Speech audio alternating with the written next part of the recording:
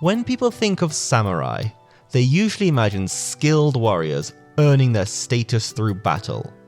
But here's the reality. Most samurai were not made. They were born. So how did the samurai class actually work? And was it ever possible to become one? Part 1.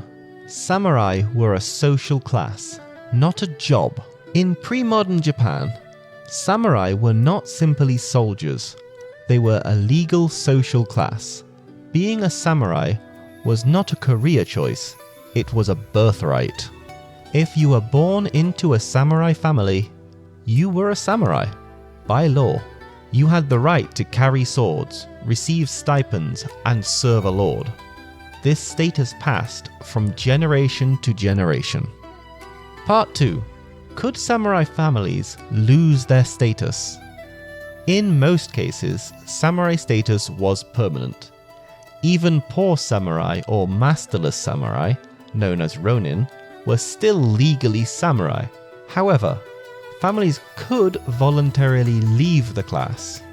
Some samurai gave up their status through adoption, marriage, or entering merchant households to seek economic stability. They gained comfort, but lost legal rank. Part 3.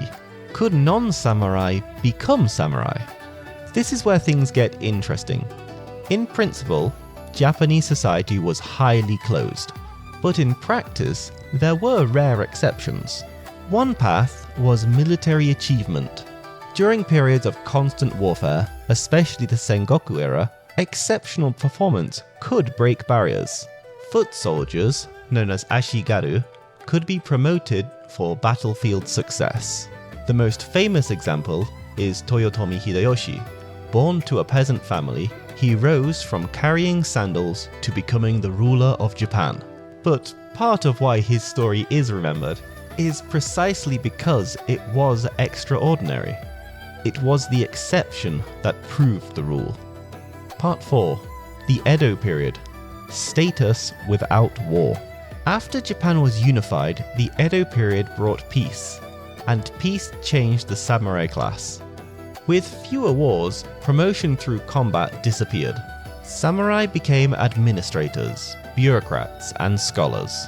During this time, the shogunate and regional lords occasionally granted samurai privileges to wealthy merchants or specialists, such as the right to use a surname or to carry swords. But these were limited recognitions, not full integration into the warrior elite.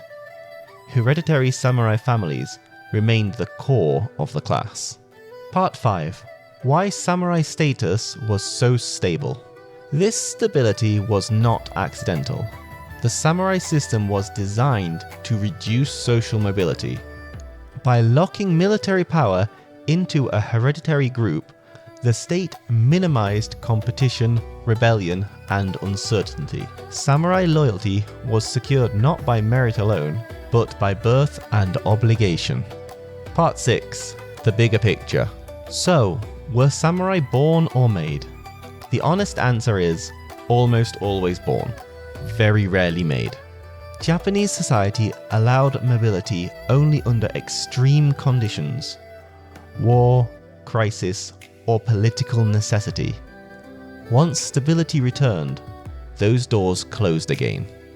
The samurai were not simply warriors, they were an inherited status, a social contract passed through bloodlines. Their strength came not through flexibility, but from permanence. And that tells us something important. In stable societies, order matters more than opportunity.